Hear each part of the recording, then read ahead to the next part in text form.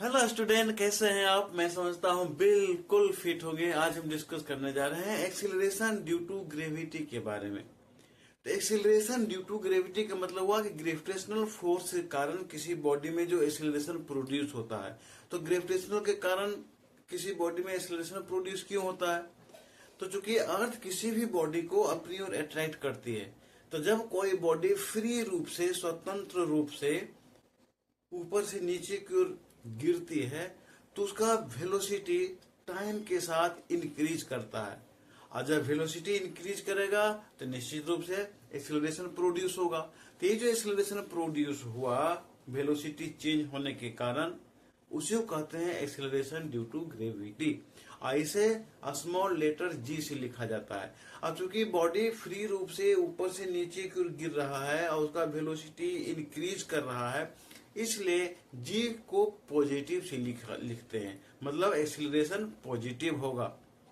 और जी का average value होता है 9.8 मीटर पर सेकेंड स्क्वायर। ऐसे जब न्यूमेरिकल बनाते हैं तो राउंडेड ऑफ में हम इसे 10 मीटर पर सेकेंड स्क्वायर लेते हैं।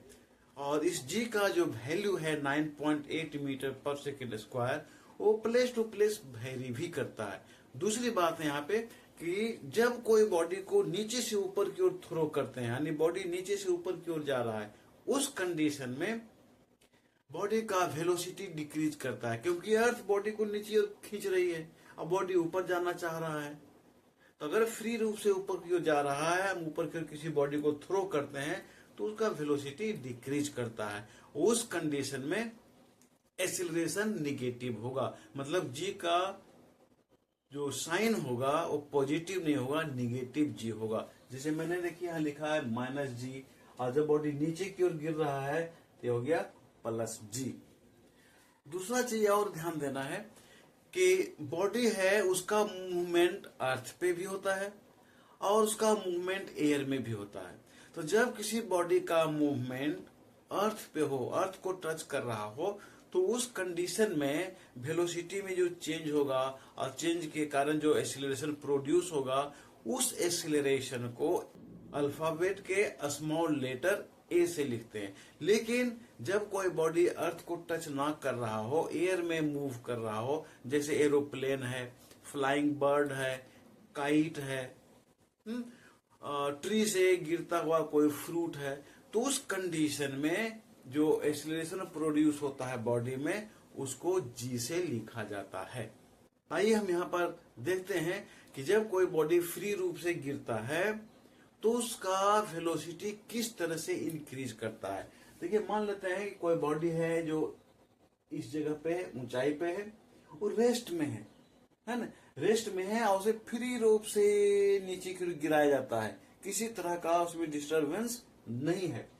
तो एक सेकेंड के बाद उस बॉडी का वेलोसिटी क्या हो जाएगा? 1 मल्टीप्लाई 9.8 इक्वल टू 9.8 मीटर पर सेकेंड। ये वेलोसिटी हुआ एक सेकेंड के बाद। 2 सेकेंड के बाद बढ़ जाएगा, तो 2 से मल्टीप्लाई कर देंगे, 9.8 मल्टीप्लाई 2 हो गया, तो आ गया 19.6 मीटर पर सेकेंड। इसी तरह से 3 सेकेंड के बाद ये होगा, 4 सेकेंड के बाद ये होगा, फाइनली बॉडी अर्थ पे गिर जाएगा, पहुंच जाएगा, उसमें उसका वेलोसिटी 0 हो जाएगा।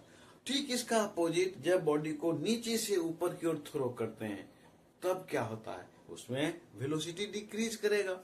तो मान लेते हैं किसी बॉडी को हम नीचे से ऊपर की ओर थ्रो किया, यहाँ क्या था? डाउनवर्ड था, और यहाँ बॉडी को अपवर्ड यानी ऊपर की ओर हम थ्रो किए हैं, इसलिए एरो का साइन ऊपर की ओर है, यहाँ एरो का साइन नीचे की ओर था। तो जब किसी बॉडी को ऊपर की ओर थ्रो करते हैं तो मान लेते हैं कि उस समय बॉडी का इनिशियल वेलोसिटी 49 मीटर पर सेकेंड था। तो एक सेकेंड के बाद उस बॉडी का वेलोसिटी क्या हो जाएगा? 49 माइनस 9.8। यहाँ माइनस होगा क्योंकि बॉडी का वेलोसिटी टाइम के साथ डिक्रीज कर रहा है, यहाँ इंक्रीज कर रहा था, इसलिए मल्टीप्लाई हुआ। तो 49 में 9.8 माइनस करेंगे तो आया 39.2 मीटर पर सेकेंड। 2 सेकेंड में 0.2 माइनस 9.8 इक्वल टू 29.4 मीटर पर सेकेंड।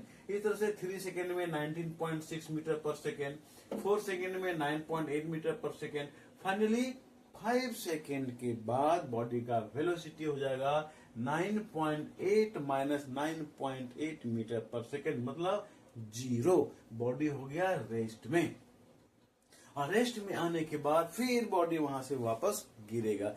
अब यहां पर आपको लग रहा होगा कि ऊपर जाने के बाद बॉडी रेस्ट में कैसे होगा। तो जैसे मान लीजिए ऊपर की ओर जा रहा है, जा रहा है, जा रहा है, और जब वेलोसिटी 0 हो गया तो यहां से वापस लौटेगा।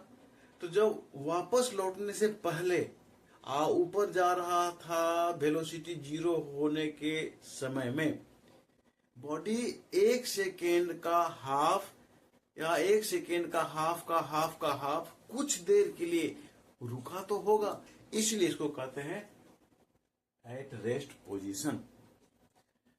तो मैं समझता हूं कि एक्सीलरेशन ड्यू टू ग्रेविटी का ये वीडियो आपको समझ में आया होगा, आपके लिए हेल्पफुल रहा होगा। अगर आपको अच्छा लगा, समझ में आता है, तो मेरे चैनल को सब्सक्राइब कीजिए, लाइक कीजिए, शेयर कीजिए। मैं नेक्स्ट वीडियो में डिस्कस करूंगा कि जी का जो वैल्यू है वो मास पर डिपेंड नहीं करता। तो आइए मिलते हैं नेक्स्ट वीडियो में, तब तक आप अपना ख्याल रखें।